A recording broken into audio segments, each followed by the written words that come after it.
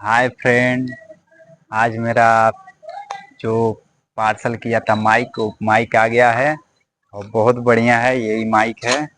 इस माइक से बहुत अच्छा आवाज़ आता है। ये हम लोग लगाए हैं।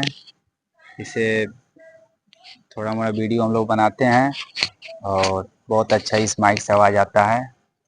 और आप लोग को फनी वीडियो मिलेगा आप देखने के लिए। सिर्फ आप लोग को रील मिल रहा था देखने के लिए, सॉन्ग मिला था। फनी वीडियो भी आएगा।